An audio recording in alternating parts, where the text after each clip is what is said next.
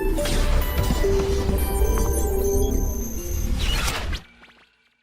तो प्यारे बच्चों, आज हम स्टार्ट कर रहे हैं नया चैप्टर।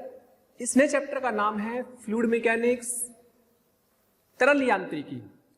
तरल यांत्रिकी क्या होता है, किस किस पार्ट में हमें इसको पढ़ना है, हम इसके बारे में पहले बेसिक जानकारी लेते हैं। बिल्कुल फंडामेंटल से लेकर के चलेंगे और धीरे धीरे फिर उसको ऊपर तक लेकर के जाएंगे।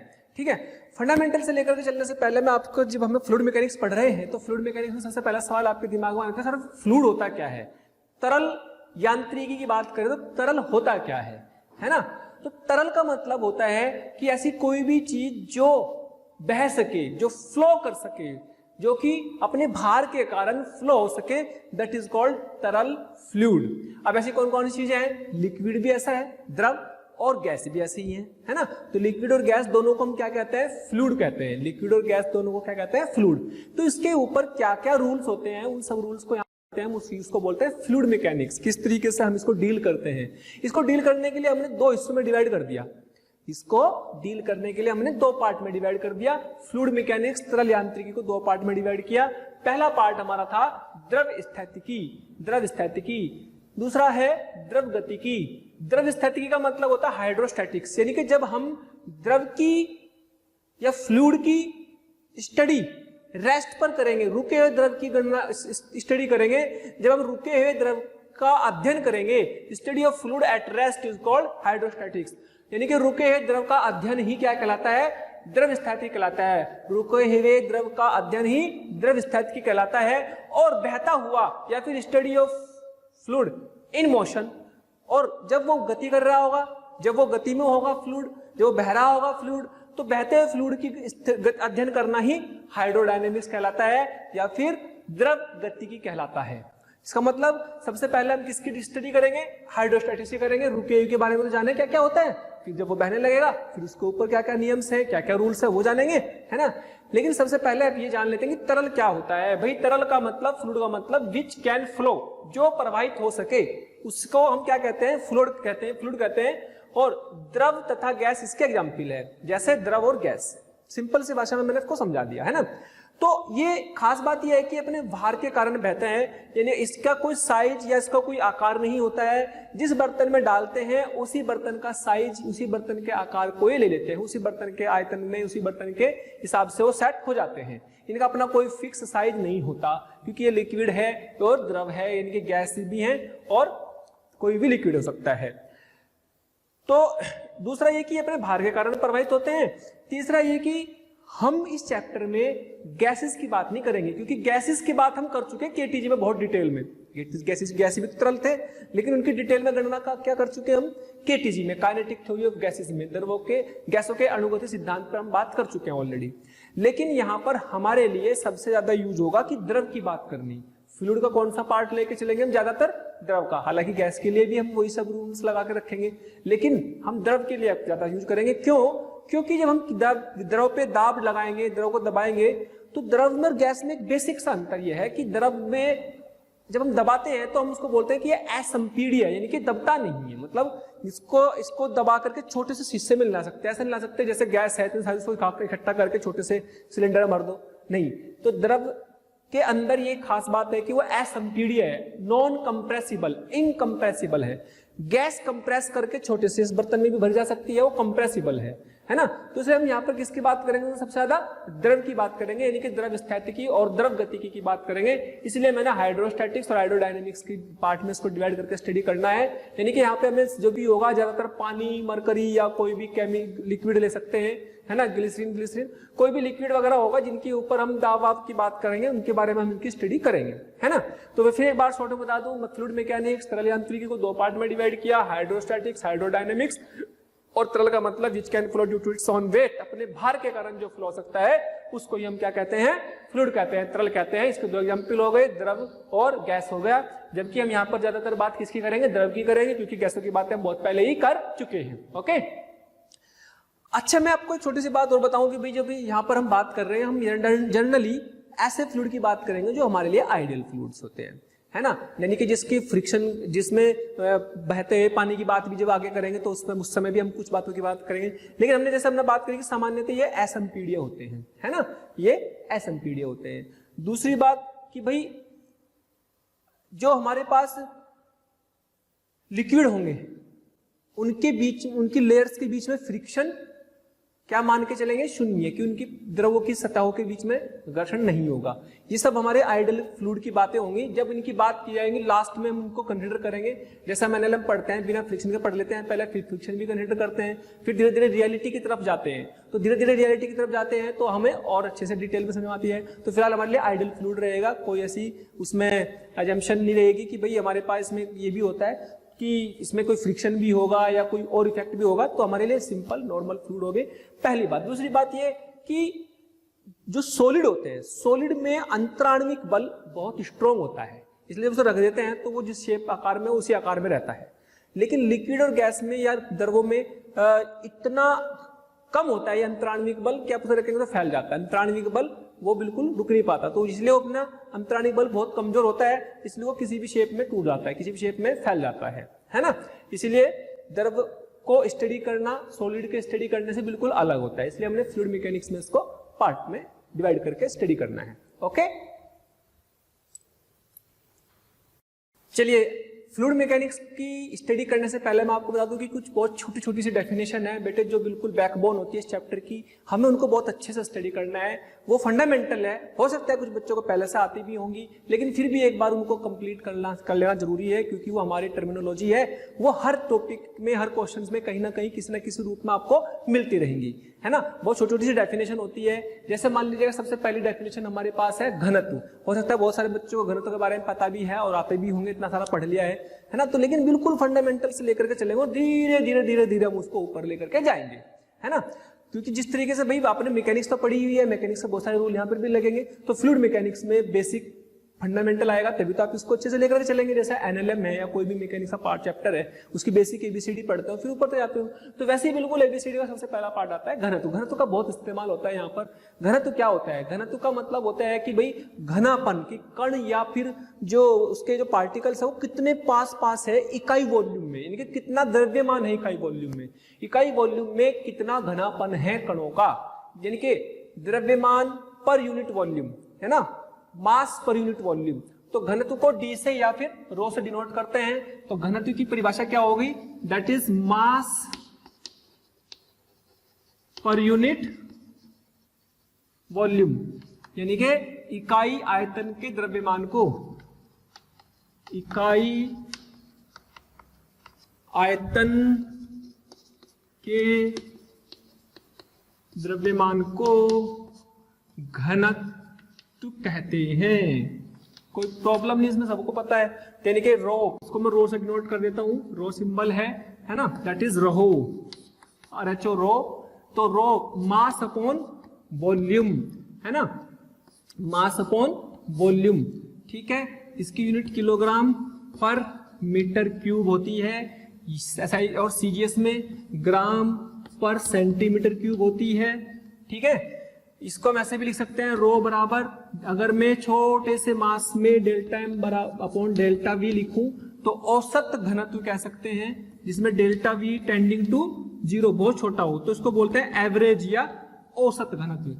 या फिर कहीं पर कितना घनत्व है, that you can say D M by D V, ऐसे भी लिखा जा सकता है। लेकिन इनकी जरूरत कभी ज्यादा पढ़ने वाली नहीं है, सबसे ज्यादा जरूरत इसी फॉर्मूले की पड़ती है घनत्व की। ज्यादातर तो घनत्व हमें बहुत सारी चीजों के पता होते हैं, सभी लिक्विड के, गैसेस के घनत्व हमने निकाले चुके हैं, हमारे पास टेबल में अवेलेबल है हर चीज का घनत्व, तो मैक्सिमम का घनत्व हमारे पास अवेलेबल है, ठीक है। दूसरी चीज आपको ये पता होना चाहिए कि बेटा अगर मैं बात करता हूं 1 किलोग्राम पर मीटर क्यूब, 1 किलोग्राम पर मीटर क्यूब, तो ऐसा सिस्टम हो गया। तो सीजीएस सिस्टम में 1 किलोग्राम पर मीटर क्यूब कितने के बराबर होता है? बहुत बार इसकी जरूरत पड़ती है।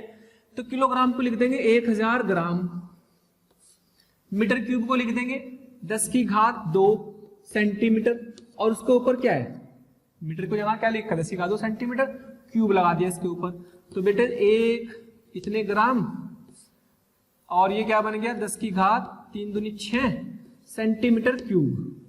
तो क्या बना 10 की घात -3 ग्राम पर सेंटीमीटर क्यूब को सीसी भी लिख देते हैं, है ना। 1 किलोग्राम पर मीटर क्यूब को लिख सकते हैं कितना, 10 की घात -3 ग्राम पर सेंटीमीटर क्यूब। ओके, ये हमारे पास 1 किलोग्राम पर मीटर क्यूब की वैल्यू आ गई। अगर मैं बोलूं कि भाई मेरे को आपको बताना है 1000 किलोग्राम पर मीटर क्यूब, तो ये किसके बराबर हो जाएगा, 1 ग्राम पर सेंटीमीटर क्यूब या फिर सीसी, है ना। तो ये देखो, अगर दोनों तरफ वहां पे मैं लिखूं 1 किलोग्राम पर मीटर क्यूब, अगर दोनों तरफ 1000 से मल्टीप्लाई कर दूं तो 1000 किलोग्राम पर मीटर क्यूब ये बन जाएगा। चाहे तो निकाल के देख लो भाई, 1000 और कर दोगे यहाँ तो 10 की घात 6 से 10 की घात 6 कट जाएगा। तो 1 ग्राम पर सेंटीमीटर क्यूब, ये याद भी रखने वाली चीज है, ये इंपॉर्टेंट भी है ना। इसमें कुछ घनत्व तो ऐसे हैं जो बस आपको याद भी रख लेंगे तो कोई बुराई नहीं है। जैसे अगर मैं आपसे बोलूं कि भाई पानी का घनत्व, वाटर का घनत्व कितना होता है, वो होता है 10 की घात 3 या 1000 किलोग्राम पर मीटर क्यूब। इसी को हम लिख सकते हैं 1 ग्राम पर सेंटीमीटर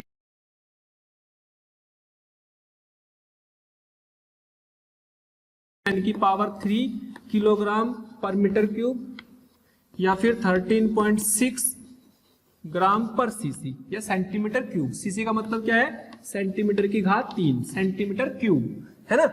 इसमें लिखने में ऐसा कोई दिक्कत नहीं, इनको अगर आप लर्न भी कर लो तो कोई बुराई नहीं है, याद कर लो तो कोई दिक्कत वाली बात नहीं है, क्योंकि ये बहुत यूज होते हैं हमारे पास, है ना। अच्छा, इसी के साथ साथ और छोटी सी बातें मैं आपको बता देता हूं कि भाई हमारे पास कभी कभी वॉल्यूम, कभी कभी जो होता है वॉल्यूम, जो होता है वॉल्यूम, आयतन, क्योंकि हम आयतन की बात कर रहे हैं अगर थोड़ी सी यहां पर, तो आयतन कभी कभी 1 लीटर दे देता है। तो 1 लीटर होता है आपके पास 1 डेसीमीटर क्यूब के बराबर, याद रखेंगे 1 डेसीमीटर क्यूब के बराबर। Decimetre, this is what, this is decimetre. 1 decimetre में कितने मीटर होते हैं, 10 की घात -1, तो 10 की घात -3 मीटर क्यूब। इनके 1 लीटर बराबर कभी लिखा जाए अगर, तो 10 की घात -3 मीटर क्यूब लिखा जाएगा। और 1 मीटर क्यूब किसके बराबर होता है भाई, क्या 1 मीटर में 10 की घात 2 सेंटीमीटर होते हैं, तो क्या 10 की घात 6 सेंटीमीटर क्यूब हो जाता है। तो यहां लिख सकता हूं 10 की घात 6 लिखूंगा तो बचेगी कितनी, 10 की घात +3, ये लिख दूंगा सेंटीमीटर क्यूब। कन्वर्जन आपको आना चाहिए, यानी कि 1 लीटर आपके पास 10 की घात 3 सेंटीमीटर क्यूब, 1000 घन सेंटीमीटर या 1000 सेंटीमीटर क्यूब, 10 की घात 3 सीसी या 10 की घात -3 मीटर क्यूब के बराबर होता है, या 1 डेसीमीटर के बराबर होता है। ये याद रख लेना, कहीं कहीं पे वॉल्यूम को ऐसे भी दिया जाता है, तो वॉल्यूम की यूनिट हमें पता रहेगी तो हमारे लिए आसानी रहेगी। दूसरी एक और बात हम समझ सकते हैं कि अगर मैं इसकी वीमा की बात करूं तो क्या बनेगी, m और नीचे L3, तो m/L3 क्या बन गया, mL3। तो ये बेसिक चीजें हैं जो आपको आती भी है, लेकिन फिर भी एक बार मैं छोड़ना नहीं चाहता कुछ भी, हर फंडामेंटल चीज को डिस्कस करके चलेंगे ताकि हमारे लिए चैप्टर को स्ट्रॉन्ग बनाने में आसानी हो सके। ताकि फंडामेंटल स्ट्रॉन्ग होंगे तभी तो चैप्टर स्ट्रॉन्ग होगा। चलिए नेक्स्ट, घनत्व के बाद हमारे पास जो अगला टर्म आता है उसको बोलते हैं रिलेटिव डेंसिटी या फिर सापेक्ष घनत्व। कई बार आपको सवालों में सापेक्ष घनत्व दिया रहेगा, तो सापेक्ष घनत्व समझना जरूरी है क्योंकि कई जगह हमें इसकी जरूरत पड़ेगी। सापेक्ष घनत्व क्या होता है, किसी भी वस्तु का घनत्व हो, कोई भी द्रव हो, सॉलिड हो, कुछ भी हो, जिसका घनत्व आप पानी के सापेक्ष निकाल लो, वो कहलाएगा सापेक्ष घनत्व। यानी कि पानी का घनत्व हमें पता है, पानी का घनत्व कितना होता है, एसआई सिस्टम में पानी का घनत्व, density of water that is 10⁻³ kilogram पर मीटर क्यूब। और सीजीएस में कितना होता है, ये रटने हैं, सीजीएस में पानी का घनत्व कितना होता है, 1 ग्राम पर सेंटीमीटर क्यूब, ये तो होता है, ये हमें रट लेना है। तो किसी भी वस्तु का घनत्व अगर दिया होगा, यानी कि रिलेटिव डेंसिटी क्या बन गई, रिलेटिव डेंसिटी बराबर पदार्थ का घनत्व, पदार्थ का घनत्व बटे पानी का घनत्व, और किस पर, 4 डिग्री सेल्सियस वाले पानी का, क्योंकि 4 डिग्री सेल्सियस पर होता है ये कब होता है, ये होता है 4 डिग्री सेल्सियस पर।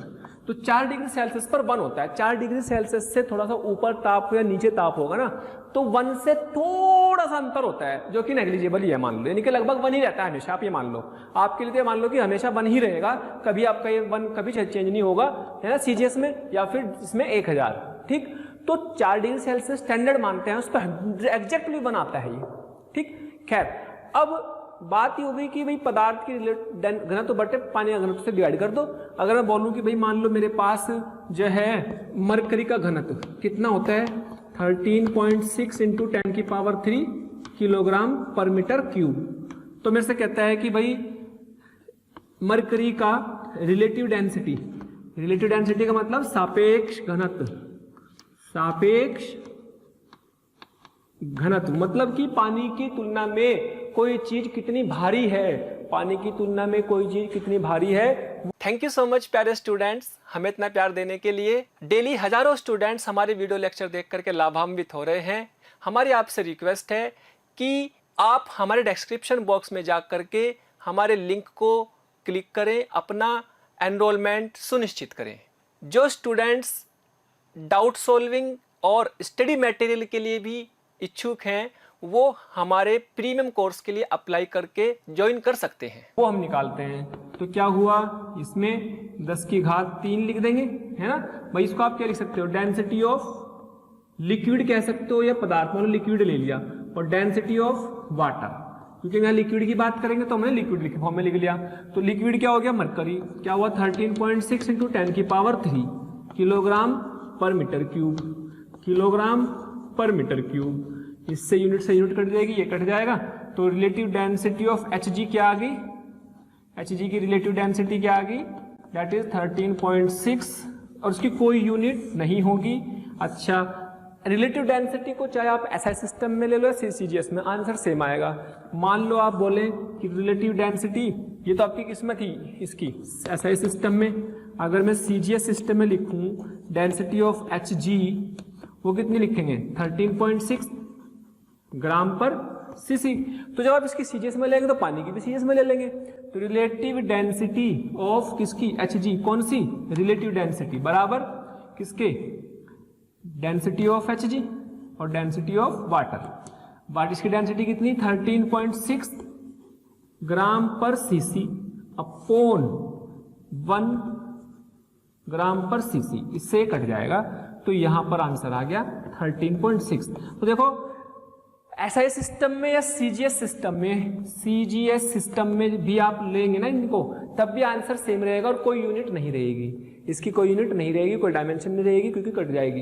इसका मतलब ये हुआ कि जो भी हमें रिलेटिव डेंसिटी दी होगी, वो रिलेटिव डेंसिटी को अगर हम CGS में उनकी यूनिट लगा दें तो एब्सोल्यूट टोटल डेंसिटी बन जाएगी, है ना भाई। देखो ना, अगर मैं कहूं 13.6 रिलेटिव डेंसिटी है, तो बताओ इसकी CGS में कुल डेंसिटी कितनी है, तो CGS में भी 13.6 ग्राम पर सीसी, बस यूनिट लगा देंगे, केवल यूनिट लगा देंगे।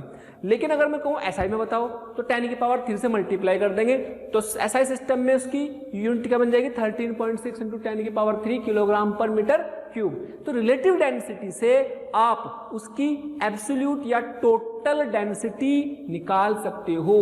करना कुछ नहीं है, जो भी रिलेटिव डेंसिटी दी होगी उसके आगे CGS की यूनिट लगा दो, तो CGS बन गई। 10⁻³ से मल्टीप्लाई कर दो तो वो SI की यूनिट बन गई, टोटल डेंसिटी, है ना।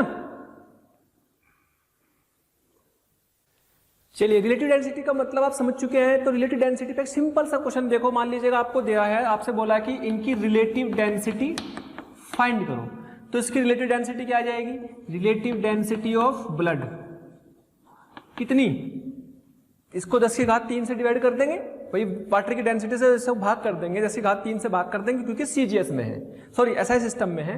क्योंकि SI सिस्टम में है तो SI सिस्टम की यूनिट पानी की ले लेंगे और उससे भाग कर देंगे, डिवाइड कर देंगे, डिवाइड करके कितना बन जाएगा 1.06। तो रिलेटिव डेंसिटी ऑफ एयर की कितनी बन जाएगी 1.29, कोई यूनिट नहीं रखने के। ऑक्सीजन की कितनी बन जाएगी, रिलेटिव डेंसिटी ऑफ ऑक्सीजन कितनी 1.43। ठीक, तो इस तरीके से सवाल आपको मिल सकते हैं। कभी कभी आपको बोल दे कि रिलेटिव डेंसिटी 1.06 है, तो बताओ इसकी कुल डेंसिटी कितनी है, तो कुल डेंसिटी 1.06 इंटू 10⁻³ किलोग्राम पर मीटर क्यूब ऐसा सिस्टम में, और सीजीएस सिस्टम में 1.06 ग्राम पर सेंटीमीटर क्यूब सीजीएस सिस्टम में। मान लो आपसे बोल दिया क्वेश्चन में कि भाई relative density of aluminium is 2.7, ये बोल दिया, तो बताओ इसकी डेंसिटी कितनी है, डेंसिटी ऑफ एल्यूमिनियम बताओ ऐसा सिस्टम में बताओ। चलो तो ऐसा सिस्टम में क्या करेंगे, 2.7 इंटू भाई इसको मल्टीप्लाई कर देंगे ना, अगर ये निकालनी, ये दे रखी, ये दे रखा, तो इसका मल्टीप्लाई हो जाएगा बस कितने से, 10⁻³ से, तो इन शॉर्ट 10⁻³ किलोग्राम पर मीटर क्यूब बस। और अगर मैं से बोले सीजीएस में बताओ, तो सीजीएस में इसकी यूनिट क्या बन जाएगी भाई, 2.7 ग्राम पर सीसी। लो ये आंसर। तो इस तरीके से हम रिलेटिव डेंसिटी के साथ खेल सकते हैं, कई जगह में इसकी जरूरत पड़ने वाली है। ओके, चलिए नेक्स्ट डेफिनेशन है हमारे पास विशिष्ट भार या स्पेसिफिक वेट। कभी कभी ये बोल दिया जाता है तो उसका क्या मतलब है, विशिष्ट भार का मतलब यानी कि वेट पर यूनिट वॉल्यूम। नाम से पता लग रहा कि स्पेसिफिक या विशिष्ट भार का मतलब हुआ विशिष्ट भार या स्पेसिफिक वेट। विशिष्ट भार का मतलब हुआ weight of fluid upon volume of fluid. क्या फ्लूइड की बात कर रहे हैं तो वेट कितना आता है mg, वॉल्यूम कितना होता है v, मास अपॉन वॉल्यूम क्या बन गया डेंसिटी, तो rho into g is called weight upon volume. Weight क्या है, न्यूटन पर मीटर क्यूब। कभी कभी ये दे देगा तो उससे कोई डरने की जरूरत नहीं, सीधे सीधे रोजी का मतलब ये दे दिया कि वेट अपॉन वॉल्यूम, भार बटे वॉल्यूम, तो सीधे सीधे डेफिनेशन है, याद रखनी है, ठीक है, रो इंटू जी। नेक्स्ट हमारे पास जो डेफिनेशन है वो ये है कि स्पेसिफिक ग्रेविटी क्या होती है या विशिष्ट गुरुत्व क्या होता है। कभी कभी आपको डायरेक्ट विशिष्ट गुरुत्व बोल रहा है कि विशिष्ट गुरुत्व इस पदार्थ का ये है, तो उसका क्या मतलब होगा, उसका मतलब यहां समझ लेते हैं। भाई सब चीजों का मतलब पहले समझ लेते हैं, फिर डिटेल में अंदर घुसेंगे फ्लूइड मैकेनिक्स में अंदर क्या होता है। खैर, specific weight of fluid, specific weight मतलब विशिष्ट भार, फ्लूइड द्रव का या लिक्विड का विशिष्ट भार बटे पानी का विशिष्ट भार। अब विशिष्ट भार का मतलब क्या बताया मैंने, विशिष्ट भार का मतलब बताया है कि रो इंटू जी, किसका, लिक्विड का। मान लीजिएगा लिक्विड है ये, रो एल इंटू जी, रो एल इंटू जी, और रो ऑफ डब्ल्यू इंटू जी, तो जी से जी कट जाएगा, क्या बन जाएगा, रो एल अपॉन रो जी, रो डब्ल्यू। और अब बहुत ध्यान से देखो, अरे वाह ये तो पहचाना हुआ है, देखो rho L by rho W, rho L by rho W क्या था, ध्यान करो, तो क्या rho L by rho W हमारे पास विशिष्ट या रिलेटिव डेंसिटी थी, rho L by rho W relative density थी जो कि विशिष्ट ग्रेविटी भी कहलाती है। तो विशिष्ट ग्रेविटी बोल दे या रिलेटिव डेंसिटी बोल दे, that is equal to R D. R D मतलब सापेक्ष घनत्व। सापेक्ष घनत्व भी इसका मतलब होता है, आप सीधे सीधे कह सकते हैं कि दूसरा नाम ये रिलेटिव डेंसिटी का ही दूसरा नाम है क्या, रो एल बाई रो जी कहो, इसी का ही नाम है ये रिलेटिव डेंसिटी भी, और स्पेसिफिक ग्रेविटी या विशिष्ट गुरुत्व। तो ये नामकरण है जो हमारे सवालों में कहीं कहीं आएंगे, तो हमें पहले से पता होने चाहिए, इसलिए आपको याद रखने हैं। ओके, नेक्स्ट बहुत इंपॉर्टेंट डेफिनेशन जो कि दाब की होती है, वो हमारे बहुत काम आने वाली है। तो दाब समझते हैं क्या होता है और दाब के कुछ क्वेश्चन देखेंगे, क्योंकि इस चैप्टर में सारा खेल ये मान करके चल लो भी दाब का है। दाब होगा तो ये चैप्टर में हर जगह हर न्यूमेरिकल में कहीं ना कहीं आता रहेगा। इसका मतलब दाब को आपको अच्छे समझना आना चाहिए, और दाब को अच्छे समझ में आने के साथ साथ आपको इसको फील करना है कि अच्छा यार ऐसे निकालते हैं, ये इस तरीके से अप्लाई करना होता है। तो पहले डेफिनेशन समझेंगे, कुछ एप्लीकेशन लेंगे, बहुत सारे क्वेश्चंस करेंगे, और फिर उसको रियलिटी में आगे और एप्लीकेशन में इन्वॉल्व करके दाब को यूज करेंगे। तो इसलिए यहाँ से शुरुआत करते हैं दाब की, यानी कि हिसाब कह सकते हो कि रियल फ्लूइड मैकेनिक्स की शुरुआत यहाँ से होती है ना। तो दाब आपने पहले भी पढ़ा, बचपन से पढ़ते आ रहे हैं, तो पहले तो बिल्कुल फंडामेंटल चीजों को समझते हैं, फिर थोड़ा सा डेप्थ में जाते हैं उसकी। तो दाब क्या होता है, इकाई क्षेत्र पर लगने वाले बल को दाब कहते हैं, है ना। लेकिन वो इकाई क्षेत्र पर लगने वाले बल को दाब कहते हैं, यानी कि force per unit area. But कौन सा फोर्स, जो उस सरफेस पे लंबवत होगा, केवल वो वाला फोर्स लेना है। तो इसलिए मैंने बोला इकाई क्षेत्र पर लगने वाले लंबवत लिख लो, यहां पे लिखा है लंबवत, लंबवत बल को दाब कहते हैं, है ना। Pressure define as the magnitude of perpendicular या normal force per unit area. Force per unit area, कौन सा फोर्स? Perpendicular force. तो यानी कि अगर मैं आपसे बोलूं कि भाई जो प्रेशर जो होता है वो क्या होगा? एफ परपेंडिकुलर एरिया होगा, ठीक है। तो फोर्स अपॉन एरिया, मतलब कहने का यह है कि आपको उसमें परपेंडिकुलर कंपोनेंट लेना है, तो आपको ऐसे नहीं सोचना कि भाई आपके पास एफ बाई ए लिख दिया तो अपना काम चल गया। अगर मैं बोलूं कि भाई एफ बाई ए है और एफ बाई ए परपेंडिकुलर है और F by vector A vector, ये तो पॉसिबल है कि नहीं है ये देखना आपको। एफ परपेंडिकुलर अपॉन ए वेक्टर है, तो आपको बताना कौन सा सही है इसमें से, या एक और ले लो।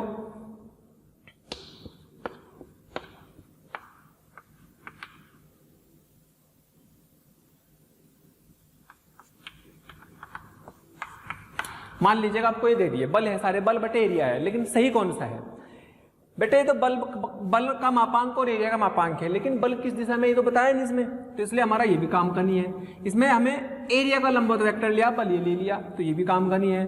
तो बल बटे एरिया का वेक्टर, वेक्टर का डेफिनेशन तो हमारी काम की होती ही नहीं, वेक्टर तो होता ही नहीं डिवीजन में, है ना। दो वेक्टर को डिवाइड तो कर ही नहीं सकते।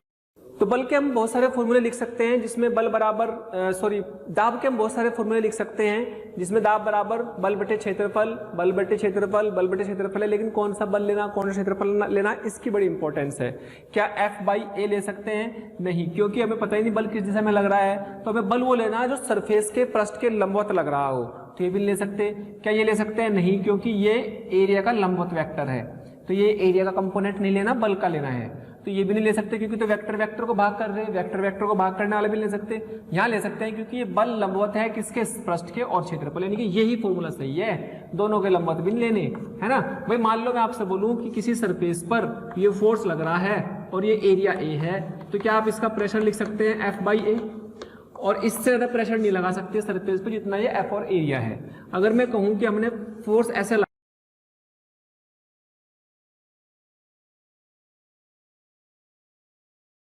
साइन थीटा हुआ, क्या इधर एफ कोस थीटा हुआ, क्या ये एरिया ए? तो अगर मैं इसमें प्रेशर निकालूं, मान लो मैं इसमें प्रेशर निकाल रहा हूं, मान लो P1 निकालना, तो कौन सा फोर्स है जो उसको दबा रहा है? क्या ये दबा रहा है? ये तो दबा ही नहीं रहा, तो ये दबा नहीं रहा, तो इसकी वजह से तो कुल प्रेशर शून्य है। ये दबा रहा है, इसकी वजह से प्रेशर आएगा। लेकिन क्या यहाँ पे कुल फोर्स लग रहा है? फोर्स का कंपोनेंट अवयव जो कि एफ से भी कम हो जाएगा, यानी कि F cos theta divide by A आएगा। जाहिर सी बात है कि ये प्रेशर कम है, ये ज्यादा है। भाई P ग्रेटर देन P1 है कि नहीं? कॉमन सेंस की बात है, कम लगेगा क्योंकि ये वाला तो इसका तो कोई असर पड़ ही नहीं रहा, केवल इसका असर पड़ रहा। कोस की वैल्यू मल्टीप्लाई होगी तो और कम हो गया फोर्स, है ना। तो कॉमन सेंस से हमें पता लग रहा है कि अच्छा यार प्रेशर इससे आ रहा है और इससे तो कम है। लेकिन सोचो, अगर मान लो आप सोचने लगो कि भाई मैं तो यहाँ पर प्रेशर की जो है एफ अपॉन एरिया का कंपोनेंट लेता हूँ ए कोस थीटा।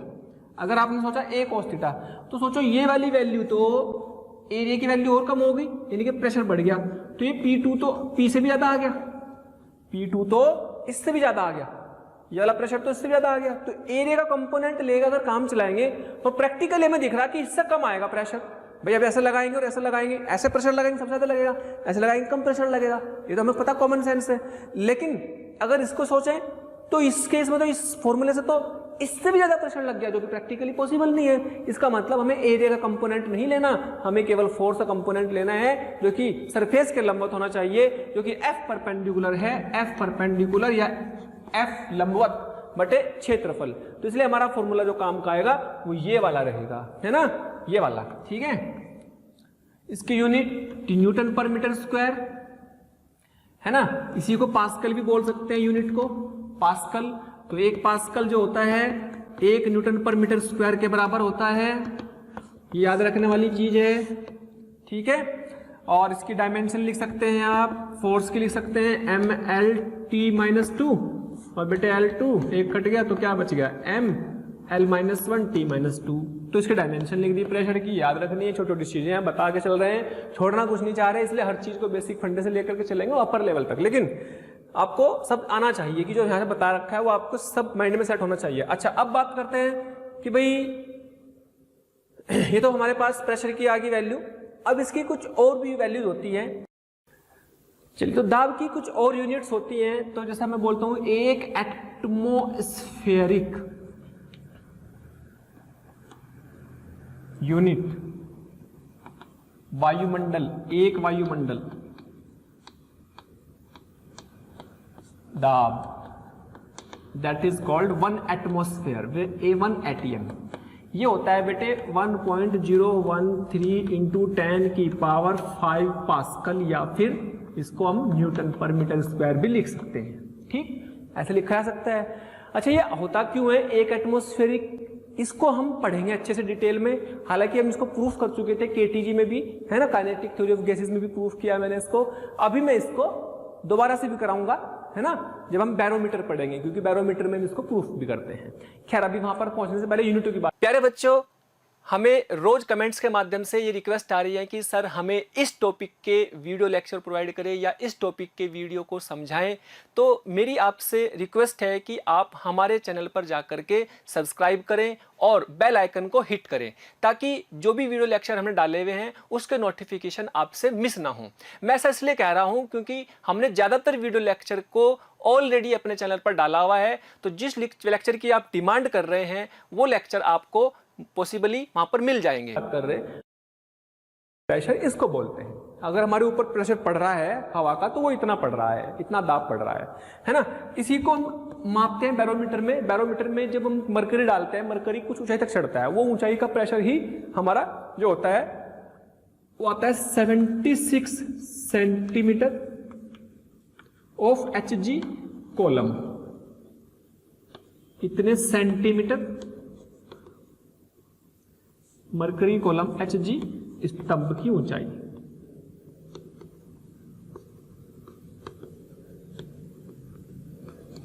Hg स्तंभ की ऊंचाई, या फिर 760 मिलीमीटर Hg स्तंभ की ऊंचाई, ऐसे भी कह सकते हैं।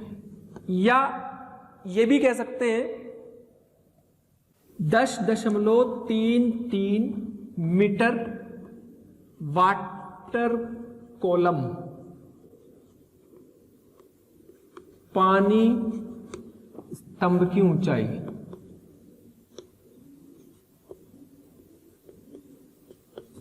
पानी स्तंभ की ऊंचाई, ठीक है। इसी को ये भी कहते हैं 760 टोर, 760 टोर भी बोल देते हैं। और एक ये भी याद रख सकते हैं 1 बार इक्वल टू 10 की पावर 5 पास्कल, मतलब इसको ही 1.03, अब पास्कल की जगह चलो 10 की पावर 5 बार पास्कल भी लिख सकते हैं, और कुछ नहीं, ऐसा भी लिखा जा सकता है कभी कभी। ये सब यूनिटें हैं, साइंटिस्ट के नाम पर बैरोमीटर में कर दिया। ये टॉर भी साइंटिस्ट हैं, टॉर्सली, तो उनके नाम पर आ गया। काम की यूनिट कौन कौन सी है? एक तो न्यूटन पर मीटर स्क्वायर है, ये बहुत काम आने वाली, ये काम आने वाली, ये काम आने वाली, ये कहीं काम नहीं आएगी, है ना, ये भी कहीं काम नहीं आने वाली। तो ये सब लेकिन याद होनी चाहिए कि अच्छा इतनी यूनिट हमारी प्रेशर की होती है, दाब की यूनिट होती है, बार भी यूनिट दाब की है, टॉर भी है, mm of Hg, centimetre of Hg, ये सब किसकी यूनिट है ना, न्यूटन पर मीटर स्क्वायर, पास्कल, सब याद रखने की चीजें हैं। ये मैं प्रूफ भी कराऊंगा कि इसका क्या मतलब होता है, इन सब का प्रूफ भी कराएंगे, है ना। ओके, जहां तक बात टोर की है, तो टोर को आप कह सकते हैं कि एक टोर का मतलब होता है, एक टोर को आप कह सकते हैं pressure due to 1 mm Hg column. इसका क्या मतलब है, ये आप जब सीखेंगे, जब मैं ये वाला प्रूफ कराऊंगा, इसका मतलब आपको समझ में आ जाएगा कि जैसे मानो 76 सेंटीमीटर Hg कॉलम के प्रेशर को हम ये बोलते हैं, ऐसे 1 मिलीमीटर Hg कॉलम को हम एक टोर बोलते हैं, है ना, एक टोर बोलते हैं। तो एक टोर बोल सकते हैं इसको, या 1.33 पास्कल भी आ सकता है इसका आंसर, 1.33 पास्कल भी इसका आंसर आता है, 1 टोर इक्वल टू। तो ये सब इंटर करवा देना जो याद रखने के हैं। मैं फिर कह रहा हूं कि आपको ये याद रखना है, ये याद रखना है, ये याद रखना है, ये तीनों ही काम आने वाले हैं। ओके, इसका मीनिंग आपको कि क्या मतलब है इस लाइन का, वैसे मैं समझा चुका हूं पहले भी, फिर भी नहीं समझ में आया तो बैरोमीटर।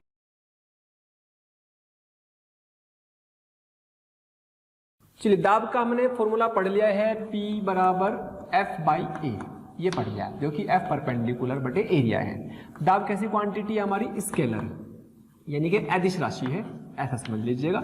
इसमें कोई दिशा नहीं होती है, या समझ लो कि इसमें अनंत दिशाएं होती है, किसी बिंदु पर हर तरफ से जो किसी बिंदु पर दाब लग रहा होगा वो हर तरफ से लग रहा होगा इस पर, है ना। तो एक अदिश राशि है तो डायरेक्ट जोड़ सकते हैं, डायरेक्ट घटा सकते हैं, कोई वेक्टर का रूल लगाने की जरूरत नहीं है, यानी कि चीजें आसान होगी। अगर एरिया को घटाते हैं तो भी दाब बढ़ जाएगा, अगर फोर्स को बढ़ाते हैं तो भी दाब बढ़ जाएगा। अगर बढ़ाना तो अगर एरिया को बढ़ाते हैं तो दाब घट जाएगा, अगर फोर्स को घटाते हैं तो दाब घट जाएगा। तो उसको घटाने बढ़ाने का काम हमारा इस फॉर्मूले से हो जाता है। कई जगह हमें दाब को बढ़ाने की जरूरत पड़ती है, कई जगह दाब को घटाने की जरूरत पड़ती है। तो जैसी हमें जरूरत होती है उसी के हिसाब से चलते हैं, है ना। जैसे मान लिया अगर कहीं पे भी घटाने बढ़ाने की बात की जा सकती है, जैसे अब उसमें इंपॉर्टेंट ये होता है कि हमारे एप्लीकेशन क्या है। मान लो जैसे अगर मैं बात करता हूँ कि हम चाकू से कोई चीज काटते हैं, प्रैक्टिकल थ्योरेटिकल कुछ क्वेश्चन कई बार पूछ लेते हैं, मैं आपको ऐसे ही बोल के बताता हूँ कि मान लो चाकू से हम काटना चाहते हैं कोई चीज, मान लो इस चौक से काटना चाहता हूँ तो कटेगा तो नहीं, लेकिन अगर इस चौक से क्यों नहीं कट रहा, क्योंकि इस समय इतनी भी ताकत लगा रहा हूँ, उसके नीचे जो क्षेत्रफल है तो फोर्स ऐसे लगा रहा, क्षेत्रफल ये आ गया, तो फोर्स बटे एरिया से दाब आ गया, लेकिन वो दाब कम हुआ क्योंकि क्षेत्रफल ज्यादा है। अगर मैं उसे चाकू की नोक की तरह बिल्कुल पैना कर दूं, शार्प कर दूं, तो क्या होगा, एरिया बहुत कम हो जाएगा। एरिया कम हो जाएगा तो एरिया कम होने से दाब बढ़ जाएगा, तो दाब बढ़ जाएगा तो यानी कि उतनी ही फोर्स से आप उसको काट सकते हो। इसलिए शार्प नाइफ कर जाते हैं, चाकू को तेज किया जाता है। चाकू को तेज क्यों किया जाता है, बारीक से बहुत शार्प किया जाता है, ताकि कम ताकत लगा के ज्यादा दाब उत्पन्न किया जा सके और आसानी से चीजों को काटा जा सके, है ना। यानी कि हमें यहाँ पे दाब बढ़ाने की जरूरत पड़ रही थी, है ना, लेकिन कहीं कहीं हमें दाब को घटाने की जरूरत भी पड़ती है, कहीं कहीं हमें दाब को घटाने की जरूरत पड़ती है। कैसे, जैसे मान लो हम अपने पीछे तनी वाले बैग टांग देते हैं, तनी वाले बैग टांग देते हैं। अब सोचो तो तनी वाले बैग टांगेंगे तो तनी की पट्टी हमारे कंधों पर इतनी बड़ी चौड़ी चौड़ी पट्टी लगा दी, मान लो ये कंधों पर पट्टी आ गई, तो इससे दाब बढ़ेगा, इसका क्षेत्रफल ए है, इसका क्षेत्रफल ए है, तो फोर्स बटे एरिया से जब एरिया बढ़ा दिया तो दाब क्या हो जाएगा, घटेगा, तो हमारे कंधों पे दाब कम पड़ेगा, लोड कम पड़ेगा। सोचो अगर मैं पट्टी ऐसा कर दूं रस्सी की तरह, तो एरिया कम हो गया तो दाब तो बहुत तेजी से बढ़ेगा, काट देगा पूरे कंधे को कुछ समय के बाद, है ना। तो इसलिए अगर बल समान लगा रहा है, इसमें वेट समान है दोनों में, तो रस्सी ये वाली काट देगी, ये वाली नहीं काट पाएगी। नहीं कि यहाँ पे हमने क्षेत्रफल को बढ़ाते दाब को कम कर दिया, तो कहीं पे दाब को कम करना आसान होता है, कहीं कम करना अच्छा रहता है, कहीं पे घटाना। जैसे रेल की पटड़ियां होती हैं, रेल की पटड़ियों के नीचे स्लीपर्स पड़े होते हैं, अगर रेल की पटड़ियों को डायरेक्ट लगा दे तो उनके ऊपर तो ये क्षेत्रफल तो कम हो जाएगा इसका, है ना, और ट्रेन का वेट फिक्स है तो दबा देंगे उसको। तो हम नीचे क्या करते हैं, हम नीचे उसमें स्लीपर डाल देते हैं जिससे कि क्षेत्रफल बढ़ जाए इसका और दाब कम हो जाए। एरिया बढ़ाने से दाब कम हो जाता है ना। रेलवे ट्रैक में दाब को कम करने के लिए हम इसको यूज कर लेते हैं। जैसे अपने ऊंट होते हैं, कैनल्स होते हैं, तो वो रेगिस्तान में आसानी से दौड़ लेते हैं। क्यों? क्योंकि उनके पैरों के नीचे गद्दा होता है, और एक तो और दूसरी चीज उनका क्षेत्रफल बहुत ज्यादा होता है जिससे कि इनके दाब कम हो जाता है। अब अगर हम अपनी बात करें तो हमारा पैर ये है, हमारा पैर ये, इसका क्षेत्रफल कम है और प्रेशर हमारा ज्यादा हो जाता है, जिससे कि हमारा ये तो ऊंट का हो गया, ये आपका हो गया मैन का, इसका क्षेत्रफल कम प्रेशर ज्यादा हो जाएगा, इसका क्षेत्रफल ज्यादा प्रेशर कम हो जाएगा। तो इसलिए ये आसानी से दौड़ लेता है रेत में भी। हमारा प्रेशर ज्यादा होगा तो हम तो घुस जाएंगे रेत के अंदर, ये दौड़ लेता है क्योंकि घुस नहीं पाता, इसका क्षेत्रफल ज्यादा होता है जिससे कि दबाव इसका कम हो जाता है और क्या हो जाता है, वो आसानी से दौड़ लेता है।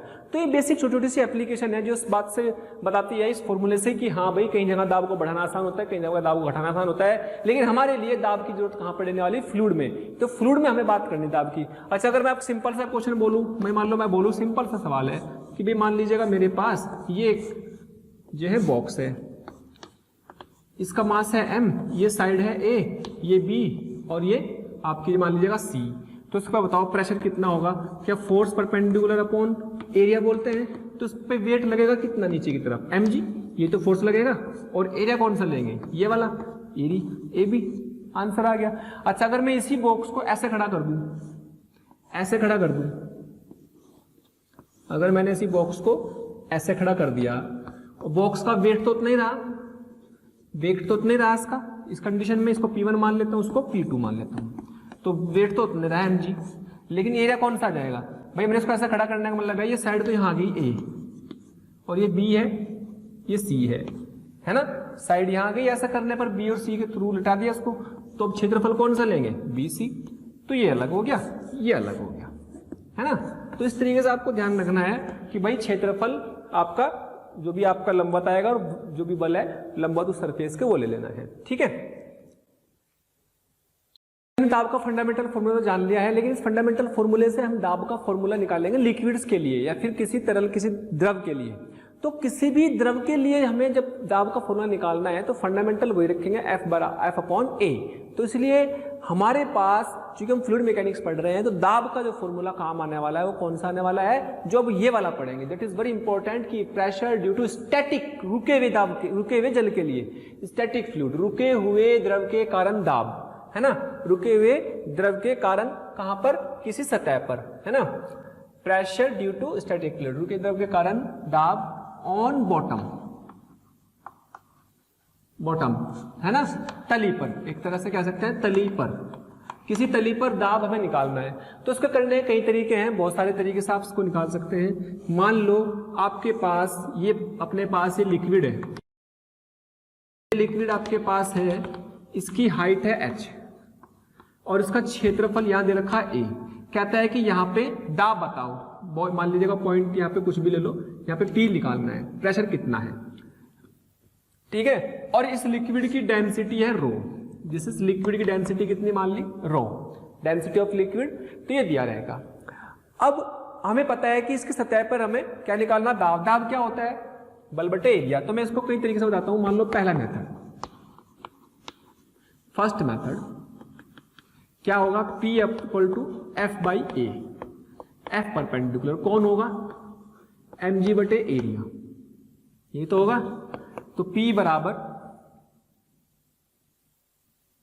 F by A, F mg हो गया, m कितना, डेंसिटी इंटू वॉल्यूम,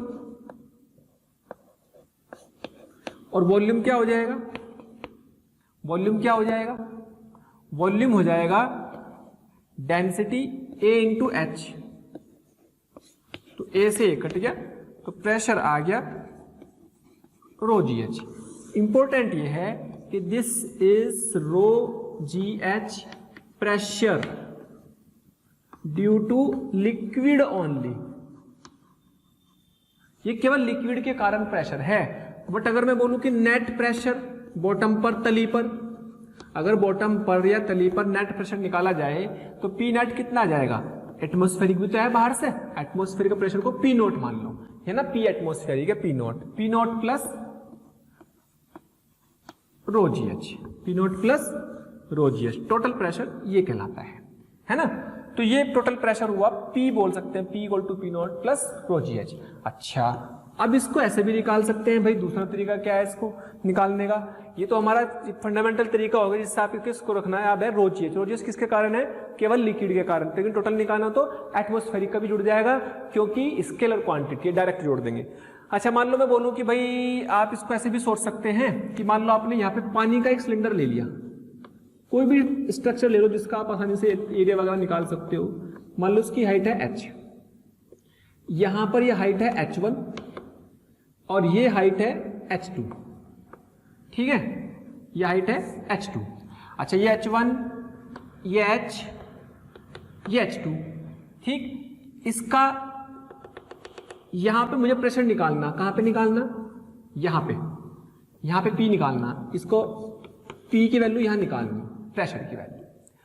तो एक काम करेंगे भाई, यहां पे एक फोर्स लग रहा होगा इधर से, मान लो यहां पे प्रेशर है P1, यहां पे प्रेशर है P2, यहां पे प्रेशर है P1, यहां पे प्रेशर है P2, तो मुझे क्या निकालना, P2 निकालना। तो ध्यान दें कि यहां पे एक फोर्स लग रहा होगा, उधर से भी एक फोर्स लग रहा होगा, इधर से F1 फोर्स लग रहा होगा, इधर से F2 फोर्स लग रहा होगा, जिसने मिलकर के इतने पानी को बैलेंस किया होगा, तभी तो रुक रहा होगा पानी, है ना। तो मैं क्या कह सकता हूं कि F2 माइनस F1, यानी कि मैं कह सकता हूं second method, F2 minus F1 equal to इतने हिस्से का वेट, मान लो इसका मास m है और g mg हो गया, है ना, सिलेंडर का वेट, इतने को तो बैलेंस कर रखा है इसने। और F2 क्या हो जाएगा, P2 इंटू ए, इसका क्षेत्रफल a ले लिया, इसका भी a ले लिया, सरफेस एरिया, है ना। तो P2 a minus P1 a, that is, इसको क्या लिख देंगे, density into volume, a into h into g, है ना, ये तो लिखेंगे भाई। इसका एरिया ले लिया कितना हमने, a, और इसका वॉल्यूम कितना हो जाएगा, h, तो क्या बन गया, a से a कट जाएगा, तो P2 बराबर P1 प्लस रो जी एच, रो जी एच। तो P1 कितना है, ये वाले का प्रेशर, ये वाले का प्रेशर, ठीक है। ठीक है, अब P2 को मान लिया हमने, ये P है, और P1 आपका इस पॉइंट पर प्रेशर है। अब मान लो मैं कहूं कि भाई मैं इस सिलेंडर को, इसको मैं यहां ले आऊं, सरफेस पे ले आऊं, मान लो यहां मान लिया, तो फिर P1 किसके बराबर हो जाएगा, P नोट के, है ना। P1 किसके बराबर हो जाएगा, P नोट के, और P हमें निकालना है। तो फिर P नोट को अगर हमने क्या मान लिया, इस वाली फिगर के हिसाब से सोचे तो इस वाली फिगर के हिसाब से तो ये आ गया, और यहाँ पे मान लो P नोट प्लस रो जी एच। लेकिन किसी भी गहराई पे प्रेशर अगर निकालना है तो P नोट प्लस उतनी गहराई पर रो जी एच जोड़ देंगे, है ना। किसी गहराई पर रो जी एच जोड़ दिया हमने, तो एक फंडामेंटल तरीके से हमने इसको पूरे प्रेशर के फॉर्मूले को ऐसे लिख दिया। ऐसे कर लो या ऐसे कर लो, एक ही बात है। किसी भी गहराई पर, जितनी गहराई पे जाएंगे उतना ज्यादा प्रेशर बढ़ता चला जाएगा, ये वाला जरूर दूरता चला जाएगा। अगर इस फिगर के हिसाब से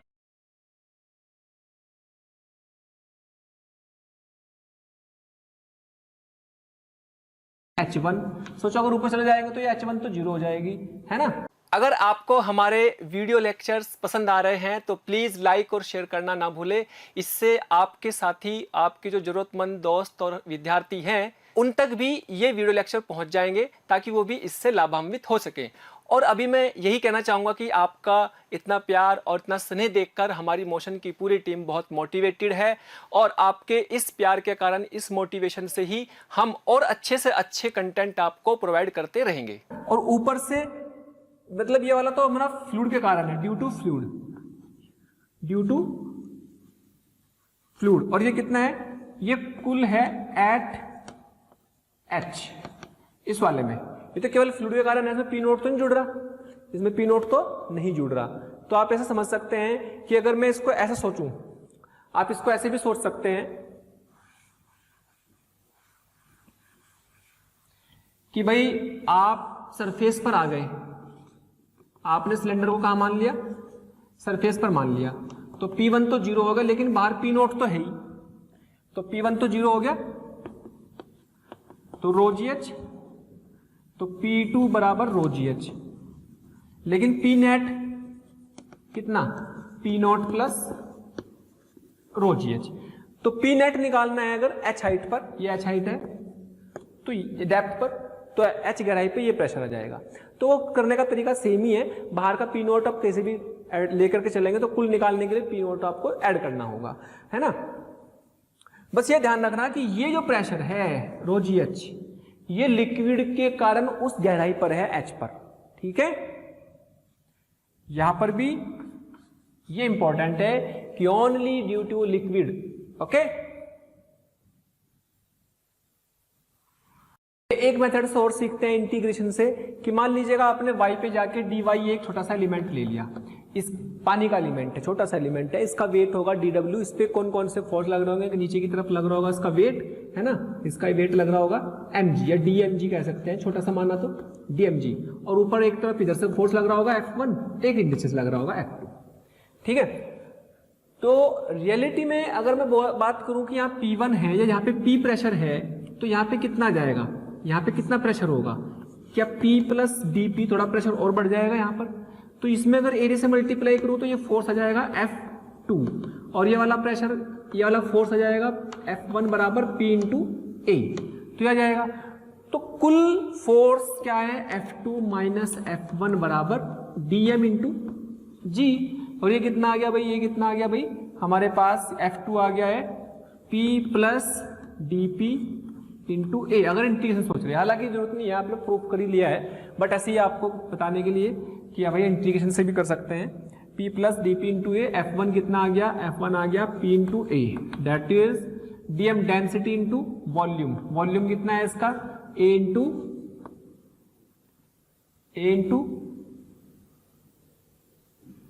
dy इंटू जी। इसकी हाइट कितनी है, dy मान लो, अभी h मत लिखो, dy मान लो इसकी हाइट को, ठीक है, इसकी हाइट को dy मान लिया।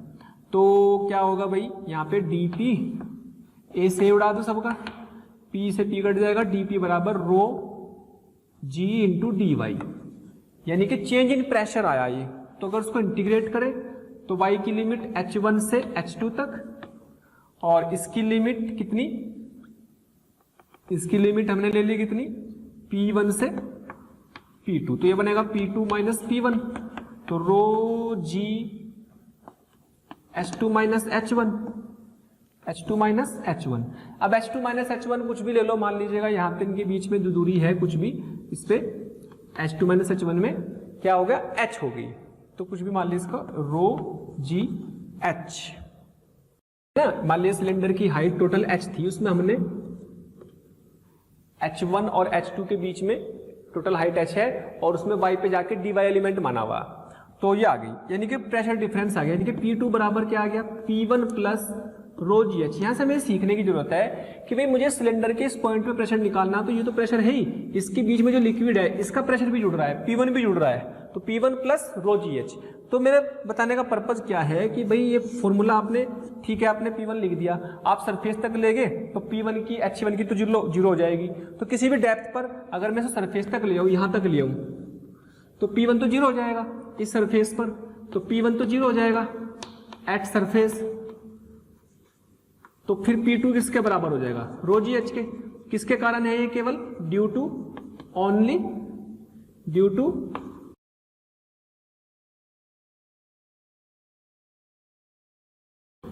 तो कितना रहेगा यहाँ पर इसी केस में P नोट प्लस जो भी लिक्विड के कारण होगा वो किया जाएगा।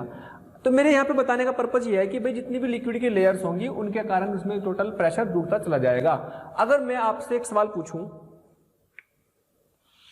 मान लीजिएगा लिक्विड है और मेरे से बोला जाए कि यहाँ पे प्रेशर बताओ, तो क्या होगा, इसके कारण भी प्रेशर होगा, इसके कारण भी, इसके कारण प्रेशर लिखेंगे तो आएगा रो 1GH1 प्लस इसके कारण लिखेंगे रो 2GH2, दोनों के कारण लिख देंगे और दोनों के कारण लिखने पर टोटल प्रेशर आ जाएगा।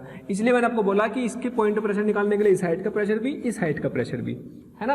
अगर सोचो ये लिक्विड डेंसिटी सेम हो जाए तो क्या होगा, रो कॉमन आ जाएगा, H1 plus H2 total height आ जाएगी, तो रो GH बन जाएगा, एक ही लिक्विड बन जाएगा मान लो, तो वही आ जाता है रो GH ही, है ना। तो ये मेरे पास याद रखने के तरीके हैं कि भाई मेरे पास लिक्विड 3 हो 4 हो, सबकी अलग अलग हाइट का प्रेशर लेकर के जोड़ देंगे और आंसर आ जाएगा। ओके,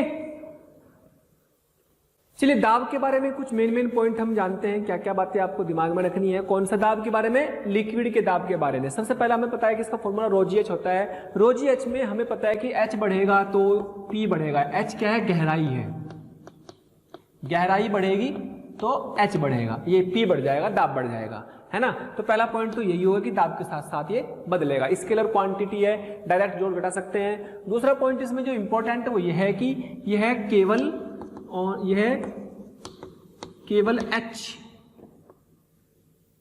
बर्तन की गहराई पर, यह केवल बर्तन की गहराई पर निर्भर करता है, गहराई पर निर्भर करता है, निर्भर करता है। यह उसके क्षेत्रफल आकार पर निर्भर नहीं करता, यह उसके क्षेत्रफल एरिया या फिर उसके आकार पर निर्भर नहीं करता, आकार पर निर्भर नहीं करता। ध्यान देंगे इस बात पर कि उसका आकार पर निर्भर नहीं करता है, केवल उसकी जो है गहराई पर निर्भर करता है। जैसे एक हाइड्रोस्टैटिक पैराडॉक्स जो कि द्रवस्थिति का एक विरोधाभास का डायग्राम आपको देखने में लगेगा कि यार यहाँ तो जो है प्रेशर अलग अलग होना चाहिए था। मैं आपको डायग्राम बनाता हूं, मान लीजिएगा ये डायग्राम बनाया मैंने, ये ऐसा डायग्राम बनाया,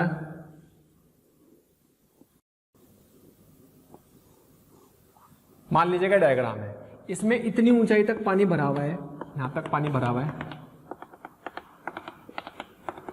सबकी गहराई सेम है, सबके लिए गहराई सेम दे दी मैंने। तो अगर मैं आपसे बोलूं कि भाई मैंने कुछ पॉइंट दे दिया आपको, ये पॉइंट ए, ये पॉइंट बी, ये पॉइंट सी, ये पॉइंट डी, ये पॉइंट ई, ये पॉइंट एफ, तो अगर मैं बोलूं कि भाई P pressure at A, B, C, D, E, F, किस में प्रेशर ज्यादा कम या बराबर होंगे, तो तो देख के आपको लगेगा कि शायद कहीं ज्यादा होगा कहीं कम होगा, ऐसा देखने में लग रहा है, लेकिन रियलिटी क्या बताई मैंने कि केवल गहराई पर निर्भर करता है, उसके आकार पर निर्भर नहीं करता। सबकी गहराई समान है, घना तो पूरे वस्तु का समान है, जी तो समान है सबके लिए, तो सबके लिए ये आंसर क्या आएगा, बराबर आएगा।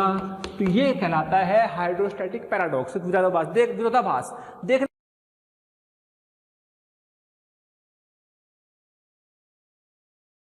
चलेंगे ना कि इसकी शेप और आकार या इसके क्षेत्रफल से कि यहाँ पे क्षेत्रफल कम दिख रहा है, यहाँ पे क्षेत्रफल ज्यादा दिख रहा, नहीं, तो यहाँ पर गहराई के हिसाब से चलना है, ठीक है, ये इंपॉर्टेंट है। अब कई लोगों बच्चों को लग रहा होगा कि सर ऐसा कैसे हो रहा है, तो मैं आपको समझाने के लिए एक डायग्राम से और समझाता हूं। मान लो ऐसा डायग्राम दे दिया,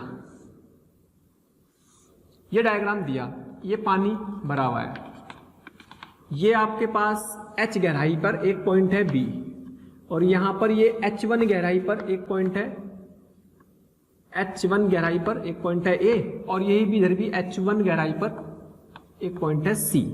तो आपसे बोला है कि भाई बताओ इस वाले केस में PA, मैं यहां पे बना देता हूं कि आपको बताना है PA equal to PB equal to PC। पहला point PA equal to PC greater than PB, PA equal to PC less than PB, PB greater than PA equal to PB, PA greater than PC। तो कौन सा सही है? तो देखने में ऐसा लगता होगा कि शायद बी पे ज्यादा प्रेशर होगा क्योंकि इसकी गहराई ज्यादा है, इसकी गहराई तो यहां से कम है, लेकिन एक्चुअल में इस लेवल से गहराई देखते हैं, इस लेवल से कितनी गहराई पर ये बिंदु है ना, इसकी वर्टिकल ऊर्ध्वाधर गहराई कितनी है इस बिंदु से जो सतह का लेवल है। अगर आप उसके हिसाब से सोचेंगे तो हमारा आंसर बैठ गया ये, लेकिन आप सोचेंगे सर इसकी गहराई तो इस वाली सरफेस से इतनी है H1, अगर इससे H1 से भी सोचोगे तो बेटा देखो आपको लगता है कि शायद H1 कम होगी इससे गहराई, तो प्रेशर कम हो गया, नहीं, प्रेशर कम नहीं हुआ। तो रियलिटी में क्या होता है, इससे एक प्रेशर डलता है, इधर एक नॉर्मल लगता है, ये एक नॉर्मल लगा, इससे भी एक नॉर्मल लगता है, इसका एक कंपोनेंट इधर और एक इधर, क्योंकि ये पूरा का पूरा पानी रुका हुआ है। तो अगर ये बल होंगे तो इसको चला देंगे पानी को, तो नेट बल इसका इस दिशा में क्या हो जाता है, जीरो। इस दिशा में कोई बल नहीं होता, कैंसिल हो जाता है, समझ लो। इस दिशा में एक बल बढ़ जाता है, अब यह बढ़ जाता है जो कि इस पर उतना ही प्रेशर क्रिएट करता है जितना कि इस वाली हाइट के बढ़ने के कारण यहां पर है। तो रियलिटी इस मैकेनिक्स के हिसाब से चलती है कि आपको बस गहराई के हिसाब से सोचना है कि ये पॉइंट एक्चुअल लेवल से कितनी गहराई पर है, तो दाब समान आएंगे। और आपको लगता है कि ऊंचाई कम होगी, तो नहीं, तो बर्तन का जो कंटेनर का जो ये सरफेस है इस पर अभिलंब डाल रहा होगा नॉर्मल, जिसकी वजह से उसका एक उस पर उतना ही दाब क्रिएट कर रहा होगा जितना कि ऊंचाई की वजह से कम होने के कारण आ गया होगा, है ना। क्योंकि अगर सोचो अगर ये दाब अगर यहाँ पर ये अलग अलग होंगे तो बहने लगेगा। भाई हम पढ़ रहे हैं हाइड्रोस्टैटिक्स, हाइड्रोस्टैटिक्स का मतलब क्या था, द्रवस्थैतिकी, द्रवस्थैतिकी में द्रव रुका हुआ होता है, रुका हुआ तभी होगा जब किन्हीं दो बिंदुओं पर आपके एक ही लेवल के किन्हीं दो बिंदुओं पर प्रेशर समान हो, नहीं तो प्रेशर डिफरेंट होगा, तो प्रेशर डिफरेंस के कारण, दाब अंतर के कारण वो बहने लगेगा। तो दाब समान होगा तभी तो रुका हुआ है, नहीं तो बहने लगेगा, इसलिए ऑप्शन ये वाला बनेगा, है ना। तो हमारा अगला पॉइंट यही है, अगला पॉइंट क्या है, यही है कि एक ही लेवल के सभी बिंदुओं का, एक ही हॉरिजॉन्टल लेवल के सभी बिंदुओं का दाब समान होता है ना। तीसरा पॉइंट क्या है, एक की ही अक्षैतिज लेवल या स्तर पर सभी बिंदुओं का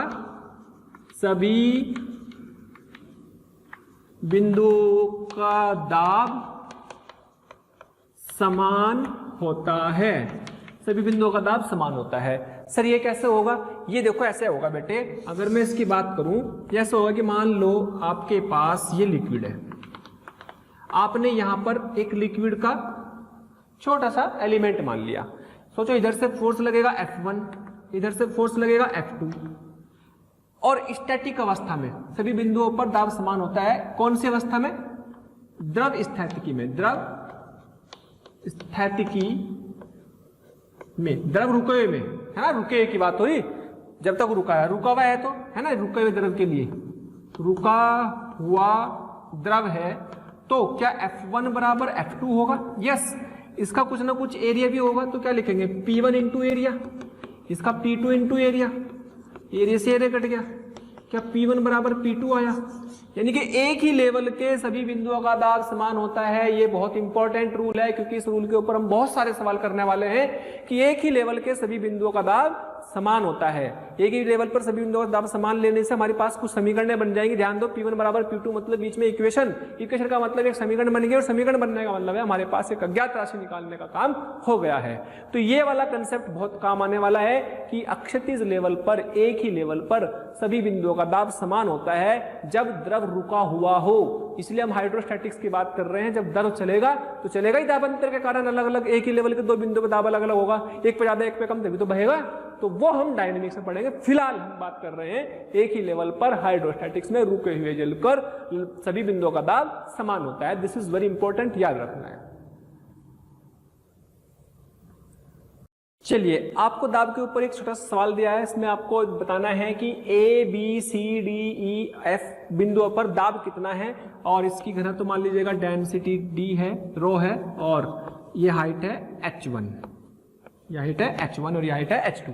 तो बेटे देखो, कॉमन सेंस की बात है कि क्योंकि बाहर प्रेशर P0 है, तो इस पॉइंट पर प्रेशर कितना लिखेंगे, PA बराबर कितना लिखेंगे, PA बराबर एक तो P0 आ गया, P0 प्लस इतनी गहराई के कारण लिक्विड की, that is what, rho G H1। तो बस PA का आंसर ही आ गया। एक ही लेवल पर सभी बिंदुओं का दाब समान होता है, अभी पढ़ा, तो मतलब PB की वैल्यू भी किसके बराबर आएगी, PA के बराबर आ जाएगी, यानी कि PB भी PA के बराबर।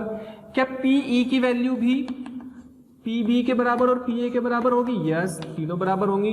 क्या PF की वैल्यू भी आपकी किसके बराबर होगी, PF बराबर PA बराबर PB बराबर और PE बराबर, ये सारे बराबर होंगे, है ना। ये भी तो कितना होगा, P0 प्लस रो G H1। अब बात करते हैं C और D। ध्यान दे, अगर मैं इतनी बात करूं, अगर मैं इसकी बात करूं, इस लेवल पर, इस लेवल पर जो भी प्रेशर होगा, क्या वही प्रेशर होगा, क्या ये H1 है और ये H2 है, तो ये गहराई कितनी होगी, ये गहराई होगी H1 माइनस H2। तो यहाँ पे जो प्रेशर होगा वही प्रेशर यहाँ पर लिखा जाएगा, यानी कि PC कितना लिखा जा सकता है, तो P0 तो ऊपर से है ही प्रेशर, तो ये कितना लिखेंगे, रो G H1 माइनस H2, और यही किसके बराबर होगा, PD के बराबर भी होगा। आप सोचो, आप ऐसे भी कह सकते हैं कि इतनी में ऊपर जाएंगे तो माइनस रो G H2 कर दो, भाई इसमें से माइनस रो G H2 कर दो, ये किसके बराबर है, ये तो P0 प्लस रो G H1 है। अगर मैं ऊपर गया इतना, तो इतना प्रेशर कम हो गया ना, इतना प्रेशर कम हो गया, क्योंकि गहराई पे जाने पे बढ़ता है, ऊपर जाने पे घटता है, तो यहाँ पे प्रेशर कितना कम हो जाएगा, रो G H2 का जो प्रेशर होगा वो घट जाएगा, तो माइनस रो G H2 करते ही आंसर भी आ रहा है। चाहे यहाँ से कर लो, चाहे इसमें से घटा लो माइनस रो G H2, ये आ जाएगा। और चूंकि दोनों एक ही लेवल पर है, तो C और D पर प्रेशर सेम रहेगा, है ना। तो इस तरीके से हमें प्रेशर लिखने की प्रैक्टिस खूब होनी चाहिए, क्योंकि अगर प्रेशर लिखना ही नहीं आएगा तो इस चैप्टर में कुछ नहीं कर पाएंगे। हम इसके ऊपर बहुत सारे सवालों की प्रैक्टिस करने वाले हैं। ओके,